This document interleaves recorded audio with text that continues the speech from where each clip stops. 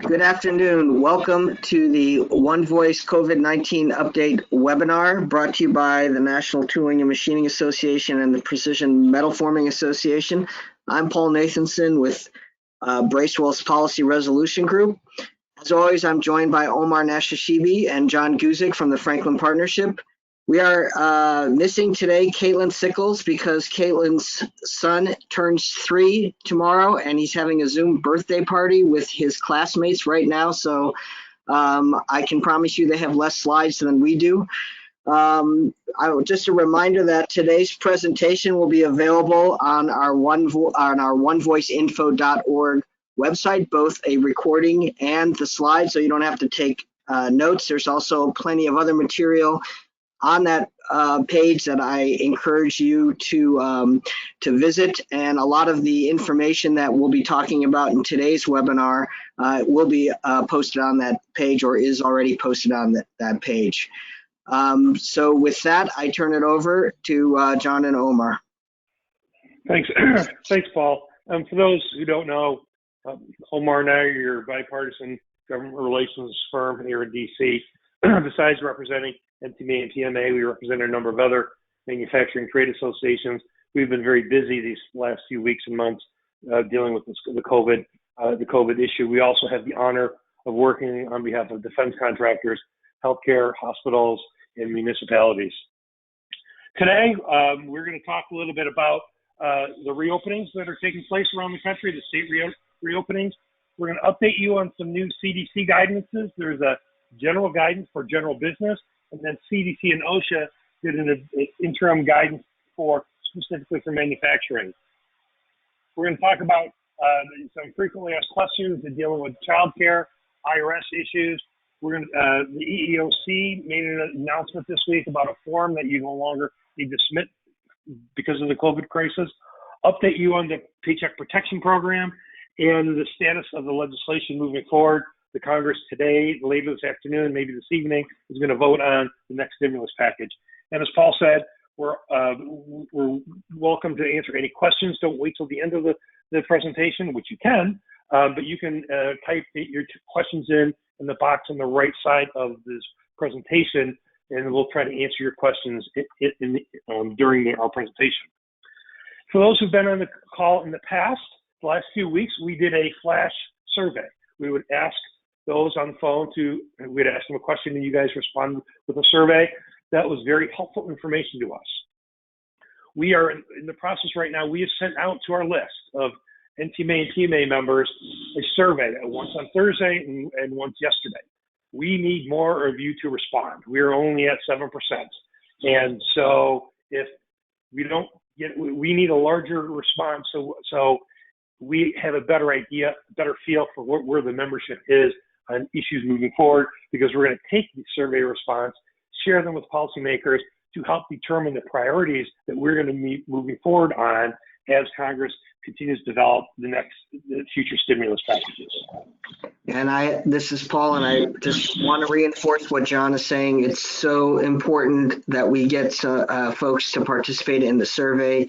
It helps guide us, John and Omar, as they lobby on the Hill. It also helps us publicize the priority issues that we want to bring forth to members of Congress and the administration. So please take a moment and respond to the survey. Yeah, absolutely. And as John mentioned, if you haven't received that, every one of our members in both NTMA and PMA did receive it. At least someone in your shop did. If you did not get it or your shop doesn't recall receiving it on Tuesday or Thursday, please reach out to either Bill Padnos at NTMA or Christy Carmagiano at PMA, and we'll make sure that we resend that over to you, because we're hoping to close that this afternoon. As usual, we've just a couple of the state reopenings. This has been updated as of 4 p.m. yesterday. You can find it on the website. It's the second link down on the right that deals with state and local government issues. And again, each state has been updated to the most recent with regards to at least 4 p.m. yesterday afternoon. Just a couple of examples. What we've been trying to encourage you all is to make sure that you've been able to start taking a look at the local levels and what's going on with the guidance. We've got a couple of issues where the state has said you can open up, but the counties or the cities are jumping in and saying no. we strongly encourage you all to take a look at your stay-at-home orders and some of your reopening guidelines that you've got in place from the state. So for example, in each of these documents that we've got for every state, if there is a plan to reopen, a lot of them call them safe start plan programs or safe start plans in the state, then you go ahead and click on that and it'll give you an idea of some of the different guidelines. So manufacturing businesses in New Hampshire can continue to operate, but with modified PPE guidelines that you would have to go and identify that. Same in New York with Cuomo updating with regards to the 12-step plan. We do know that the state up there has divided itself into 5 regions, so that's a little bit different. And then you certainly want to take a look at states such as Utah that maybe did not actually institute a stay-at-home order, so there's not necessarily something to rescind, but they did have categories for higher risk and medium risk and how they change it, and that impacts manufacturers as well. So we strongly encourage you to take a look, and obviously Wisconsin with the Supreme Court ruling on Wednesday evening, that certainly changed the landscape there quite a bit. But obviously, as we mentioned, you've got Dane County, you've got Madison, Milwaukee, and a few of the other major urban centers and college areas as well for universities. They're going to have their own guidelines. So it's definitely important to take a look. But John, the CDC is definitely starting to ramp up some of the guidance for businesses they're putting out. Yeah, they have sent out general guidance for general business, and that's what this is. We're going to talk a few slides later about some specific guidelines that the CDC and OSHA have put forth specifically to manufacturing. But in this guidance for general business, they made 5 recommendations and suggestions for businesses who hope to establish normal business operations. Some of this is pretty basic information. Establish a daily health check system. But a critical thing that we're going to continue talking about throughout this webinar is conducting a hazard assessment of your workplace. That is critically important moving forward. While many of our facilities are not up to normal business operations yet, now is the time to assess the hazard situations and how to mitigate those hazards moving forward for when we return to normal business operations. Wearing cloth masks, obviously, implementing safe workplace, safe workstations in the workplace, and then improving your ventilation system. These are just some key recommendations put forth by the CDC for all businesses moving forward.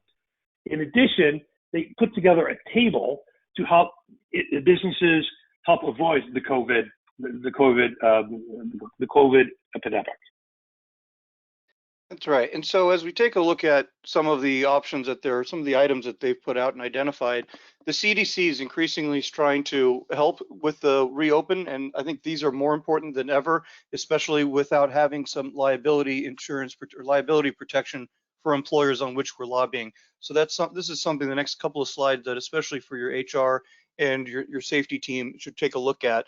What we're recommending, again, we're not labor attorneys, but think of this such as you would a normal OSHA inspection, even though this is a CDC slide. So this one and the next several, 3 or 4, as we focus on manufacturing here in a minute. So think of this as if have an OSHA walkthrough. You want to think of your engineering controls. Normally for you, that's going to be dealing with temperature, it's going to be dealing with volume control for hearing and those kinds of, and then the PPEs.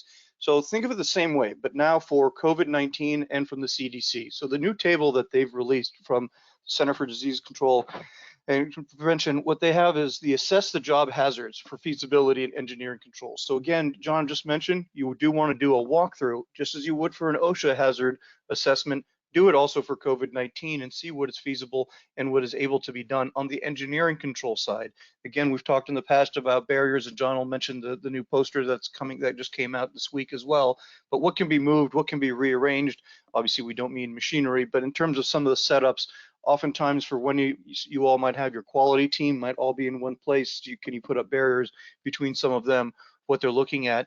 And then again, going to the liability issue, proper training, just as you would conduct safety training, have them register in a logbook when this was done and when they were trained and that they've gone through the proper training. That's going to be important, particularly if there is an OSHA complaint somewhere down the line. So again, continue to treat this, as we say, not just an OSHA, not just a CDC guideline, but as if you're dealing with OSHA.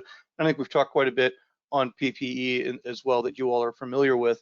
And before I turn it over to John to talk about some of the new posters that have come out, again, we've got a lot more details just this week. I believe on May 12th of this week, we got a pretty sizable data dump here from CDC with regards to guidance, and they did it under the authority with OSHA at the same time. So this is their new disinfection cleaning and disinfecting specifically for manufacturing. So we talked earlier about businesses, this one where they want you to wipe down tools and then do a hazard assessment for PPE as well. So we previously said hazard assessment for engineering controls. You're also going to want to conduct one for the PPE. And then again, we're not lawyers, but one would probably tell you to document. But John, to help people out, they are starting to increasingly put out some posters and more visual aids. Yeah, here's an example link to 2 posters, one for manufacturing employees, one regarding the facility. And these are posters based on specific industry set forth on the industries on the right side of this page. And clearly midway down the line, midway down, you see this includes metalworking manufacturing. And so please take this to your HR shop, have them print off those posters for your facility. They also put together this little cartoon poster which shows good and bad ways how to set up your workspace. And the bad, you need to maintain 6 feet separation between your employees. If you can't, the employees still can work less than six feet apart, but you need to have a partition in between. If people work next to each other or apart from each other, again, there needs to be six feet distance. And here in this poster, it recommends different scenarios that an employer could use to establish barriers to prevent this from happening. This is another slide I hope you would print off and send to your operations manager and give to your operations manager, so that before we go, open up to full operations, that you show this to them so they know how best to organize your specific workshop moving forward. So. And here what we're looking at is on DOL, Department of Labor. Just to kind of go back, I know many of us have been thinking and focused on the 3P program, but before the CARES Act, remember the Family First and the CRA there, the FAQs continue to pile up. Earlier this week, they put out a notice with regards to what's going to happen with schools. In many school districts across the country, the official end date for the calendar school year was going to be and is still on May 15th, despite most of us having school canceled for the year. So that May 15th triggers a different stage for your employees in terms of their care. Now, this is a further guidance that we've received. Now that the school is closed, recall that was one of the qualifying reasons under the FFCRA for you to take the expanded emergency paid sick leave, family medical leave, to take care of a child that was at the 2/3 pay rate. So now you no longer have that with the school closed. Does that mean your employee loses their ability to go ahead and claim the expanded paid sick leave and family leave and stay at home? What they're clarifying here is that if they did not have, and this is now our words, if they did not have already some kind of a care situation set aside for them, then no, they unlikely would not have the ability to take it. However, if your summer camp or other program or other kind of care that was prearranged or that you were planning on having them go to, if that's been closed, then that likely would still qualify for that paid sick leave. So that's something to continue to focus on, especially as we're now officially heading into summer for many school districts starting on this Monday.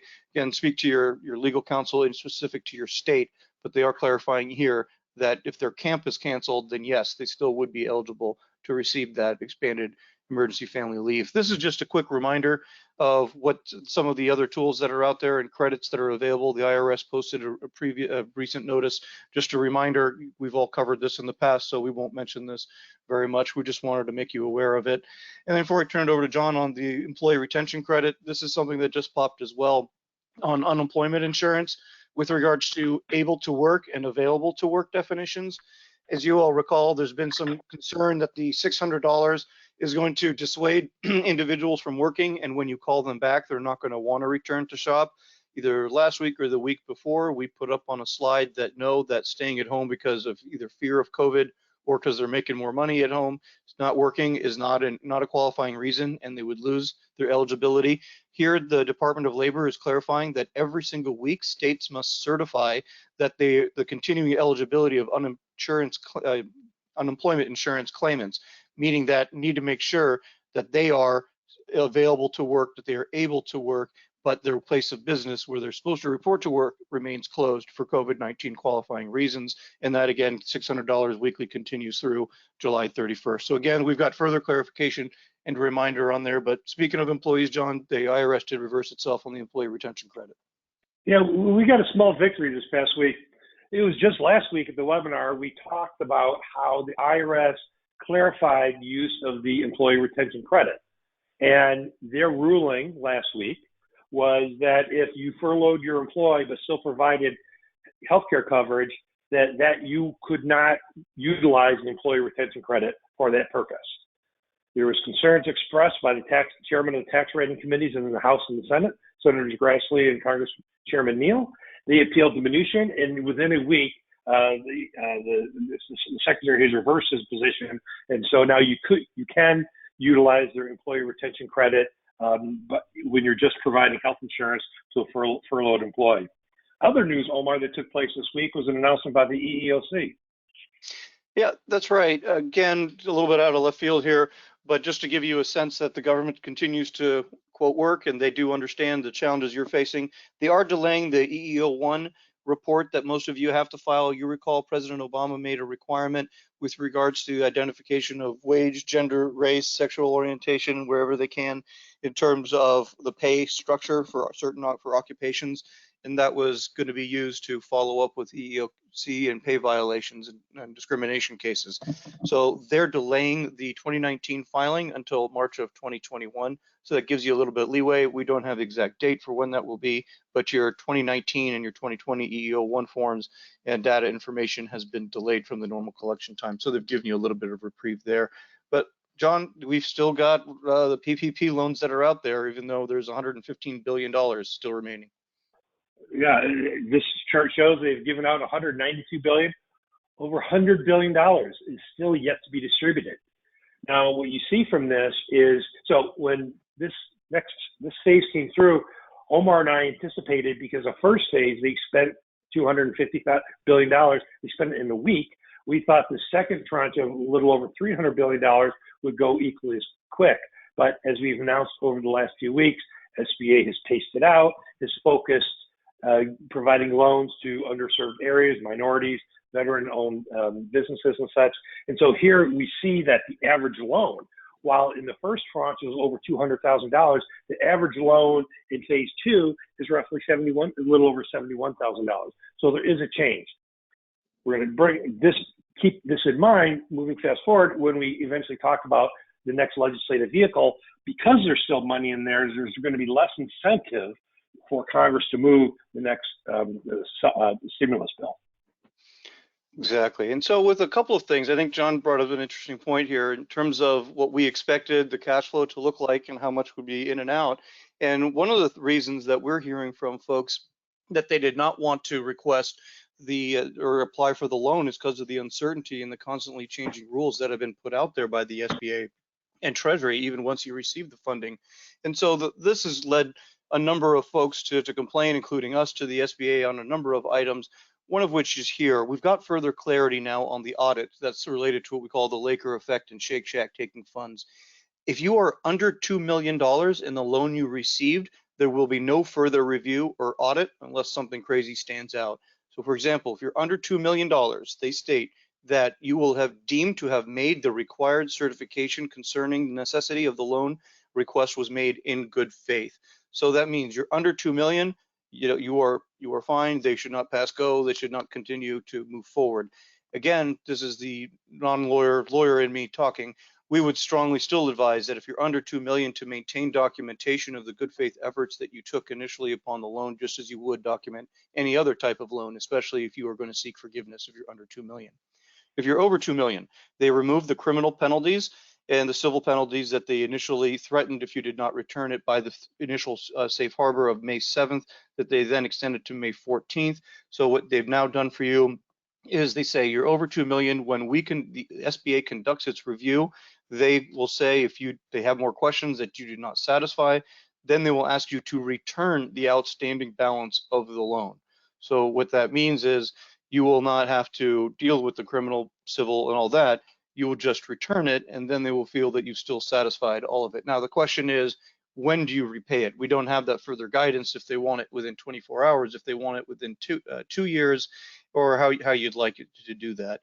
So we do strongly suggest that regardless, you maintain that paper trail. You speak with your lender with regard, if you're over $2 million, of what you think that they would like to see at the time of forgiveness, because it's not just what the SBA put out. We do understand that lenders themselves have put out additional guidance on what they would like to see when you hand over the forgiveness, to make sure you're doing the payroll costs, the certain type of utilities that are permitted, and all that will get through the forgiveness guidance. But again, we did get a little more reprieve for those of you that were looking at returning the funds. Now they push it again from May 14th up to Monday, May 18th. You'll have a chance to be able to do that. But John, the SBA got a flash report. Some of it wasn't too great in terms of the intent that just came out.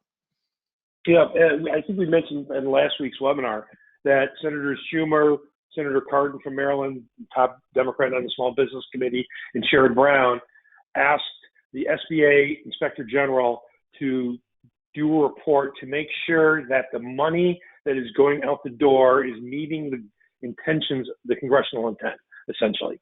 A report like this typically will take 90 days. They had asked the SBA Inspector General to issue a flash report, which they did last Friday, shortly after our webinar.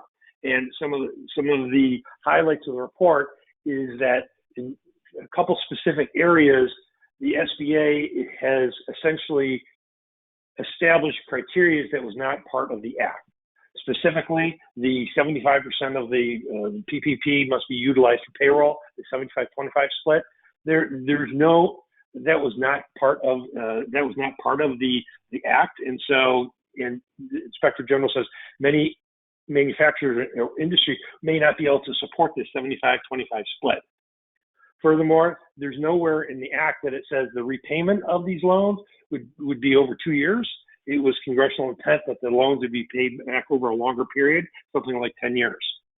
And then finally, the intent of the PPP was that the SBA was going to focus on underserved and rural areas. And the Inspector General has, in their report, said that the SBA has not prioritized PPP funding to those particular areas. And so we'll see moving forward when the next stimulus package comes through. We do anticipate there'll be some tweaks to any future PPP program, and we do believe that 75-25 split may be addressed, may be tweaked. Will it be addressed retroactively? We're yet to know, but we think there's a good possibility that that's going to happen. So let's pause here. Well, if we could just pause for 1 second on forgiveness, because we know people are still asking about that, and then I'll turn it over to you back, John, for next steps on legislation here. But on the 3P program, we had heard on Tuesday afternoon from the Senate Small Business Committee that they were expecting to get that forgiveness guidance sometime this week. They said in the next couple of days. It's obviously been more than just a couple of days, but the reason we certainly are expecting it is we did also hear then, after we had that talk with that staffer, that Mnuchin did have a call with Rubio and Cardin. Those are the top two senators on the Senate Small Business Committee. That happened on Wednesday afternoon. They then reported back that they should expect additional flexibility in the forgiveness guidance.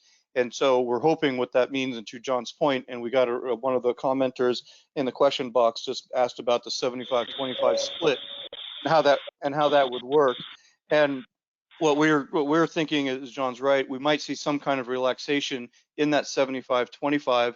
Do they extend the loans back out from 2 years to 10 years as Congress intended? That's still unclear if they'll do that through regulations.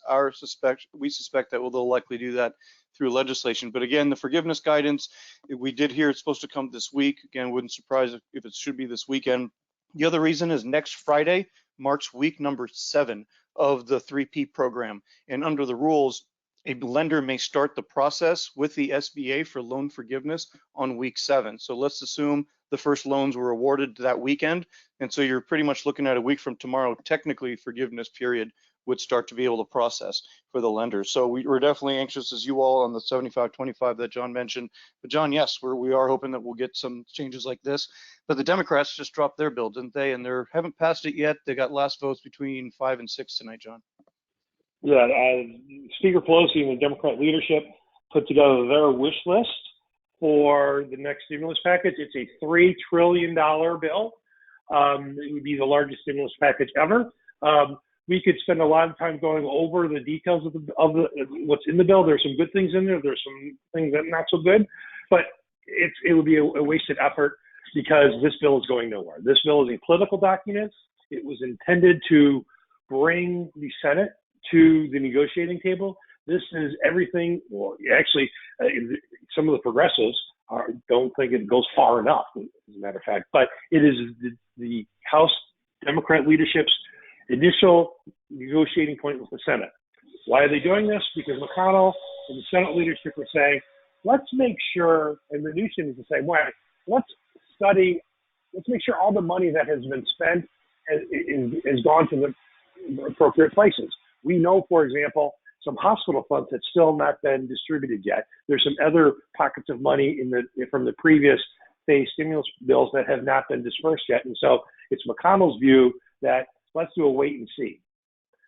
Speaker Pelosi's main focus is getting state and local funding, state and local governments funded. And that is, of the $3 trillion, is close to $1 trillion of it. So McConnell and Mnuchin want to go slow. President Trump wants to speed this process along. He wants another round of individual payments to taxpayers. In the House passed bill, it not only provided individual payments like they had in the past, but it increased the per child payment from $500 to $1,200, and for all children under age 26. And so, for example, that is just one example. Will that be in this final vote to move forward? We're not sure. So now the timeline. We've been talking about getting this done. We're hopeful that this was going to be done by Memorial Day. No longer do we believe that to be the case. Congress works based on deadlines, and one deadline is Memorial Day recess. They're not going to get it done at this point. So we think the next deadline will be July 4th, the July 4th recess. And so we are more optimistic now that the House and Senate will come together and get a package together by July 1 moving forward. So again, it's a political document. Wait and see. That's why your survey results that we talked about at the beginning of this presentation are so important, because it is going to be starting next week after the House passes this bill tonight. And it's going to be a partisan vote. That's when people are going to roll up their sleeves and then really start the negotiations. And so that's why we're closing the survey tonight, so we can then immediately over the weekend send some of these results and show the policymakers the priorities for PMA and NTMA, small and medium-sized manufacturers. So what we're hearing from staff on the Hill, a few things that are standing out.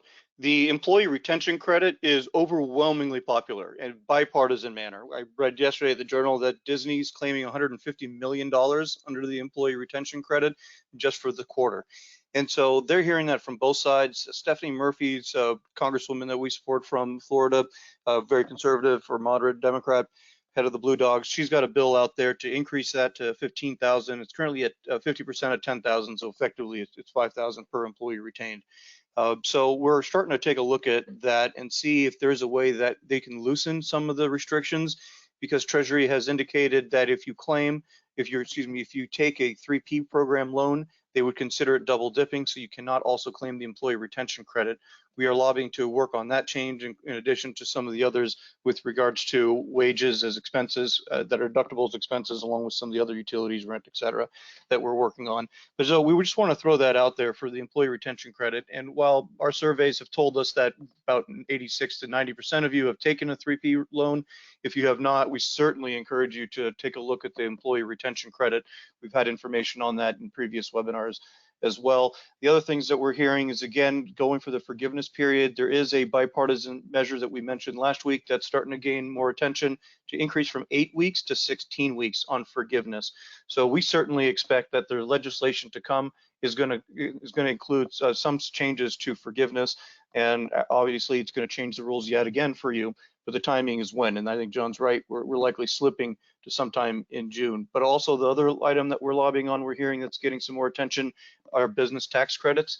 There's one that make basically all general business credits immediately refundable for 2019 or 2020, so they can get cash in the door, and that way they'll be able to help with the cash flow. So that's something that we're looking at. We're started to float around town as well, so we're hoping to see some additional tax incentives to do that. But Paul, you can see that we are starting to get more attention from the media as well, down to our members, for some of the things that we've been doing in operations. Yeah, and just a reminder, if you do have questions on this webinar, you can submit a question through the through the webinar. So look at the question portal and we'll try to answer them now, or if we can't answer them now, we'll answer them later.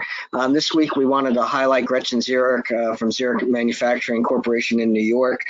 She did a great job on a 5-minute interview on a show called Here and Now. It's an NPR show where they really ask for you guys. It would be basic questions, but questions that the general public might not really know the answers to, about how manufacturers are coping with COVID, how they're operating, the safety measures that they're taking. And these are the types of things that are so important. So I am going to encourage folks, if we do call you to do a media interview, please step forward, because we are going to continue to work to support our priorities for the next round of legislation. We also highlight on the onevoiceinfo.org site all the good things that you're doing. We now have more than 20 stories about what NTMA and PMA members are doing regarding all sorts of work, all sorts of things to support the fight against the pandemic, going above and beyond the call of duty. We put out a press release last week, and we continue to post stories. If you want a story posted, if you want a blurb posted about what you're doing, please just email your associations or the email that's on the onevoiceinfo.org page, and we'll post it for you. And that page also has, as I said at the beginning of the call, a whole bunch of resources for you. So please check it out. That's www.onevoiceinfo.org. We'll be putting up a new podcast next week. So if you don't get enough of us during these weekly calls, these weekly webinars, you can hear us on wherever you pull down your favorite podcast. It's called Talking with One Voice. And like I said, it's available on Apple, Google, Spotify, and other places where you get your podcasts. So Omar, I don't know if you have any questions you want to answer on the now, or I'm going through them now. Yep, we'll go ahead and just wrap now. We're at just after 12:30. We like to keep these to 30 minutes. We've had a couple of questions that came in. One of them that we talked about already was regarding the 75-25 split and how that's done. Another question came in with regards to the Senate outlook and the $3 trillion measure that came from the House, and whether or not, in light of today's retail numbers, or the recent retail numbers rather, that the Republicans in the Senate might reconsider. The $3 trillion number, it included a number of items that weren't even really COVID related, youth summer programs from Department of Justice grants, things like that. So as John mentioned, it was kind of more of a political document. Our thinking is it probably ends up in the 1 to 2 trillion. In my head, I have 1.2 trillion is the number where we'll probably end up on this. It will include a certain amount, most likely in the $500 billion range amount for cities and states, so they can continue to provide those essential services and pay for the firefighters and the police officers and so on. So we do think that it probably will not be closer to 3 trillion, but they'll move eventually. Pelosi's already served her purpose because she's forced that Senate Republicans that are in top seats, that are in competitive races, to start saying that they have to look at and put out their own platform and their own program. So you're already starting to see those Republicans that are nervous about their own reelection in the Senate starting to respond. So regardless of McConnell's timeline, I think these people in his caucus are going to make him move a little bit faster. One other question that we got here as well, and a comment, it is difficult to have the full-time equivalent employees during the 3P program that existed prior to this period. That is where the 3P is falling down, and the 75-25 split does not work well at all. A very slow process restarting closed businesses. Couldn't agree with that comment more. What that refers to is you gave us 8 weeks and the 3P program, and now you're only giving us to June 30 to hire everybody back. This doesn't work. And the reason you're absolutely right on this, the program was designed in March. The economy in March was totally different than what it looks like today in May. They were thinking they just needed to get you a bridge through a couple of months right now. And so that's really how we ended up where we did with some of the programs that you have. So yes, we hear you loud and clear with regards to not just delaying that period of the 8 weeks to 16. We're also talking to staff about making June 30th go into September 30th as well. So we'll keep you posted. Hopefully next week we'll be able to give that to you. We had one last question here. What website and where on the website are the state guidance documents located? We'll go back here. This is the website right here, onevoiceinfo.org. If you want a link to the very first document that we showed about state reopening guides, if you're on that website, onevoiceinfo.org, there's an image with a link that says state and local governance, and you click on that one and it'll be your top link that says state reopening, and within that PDF it'll hyperlink to your exact state. So that's where you want to go for that one as well. Okay, we're running a little bit long. Don't see any other questions. John, you want to close it out? As always, this will be recorded and sent out. Yep, this will be recorded. Thank you very much. We will be back with you next week. We're going to keep these webinars going unless we hear from you otherwise. If you have any questions, reach out to Omar, Paul, or I directly. Reach out to Bill or Christy at NTMA and PMA with any specific questions. And again, one last reminder, please fill out the survey data that we sent to you. The survey is going to close tonight. We're going to immediately turn that around and send it over to the policymakers in the White House and federal agencies and the Capitol Hill. So your input is very important. So once again, thank you very much, and we look forward to hearing from you next week.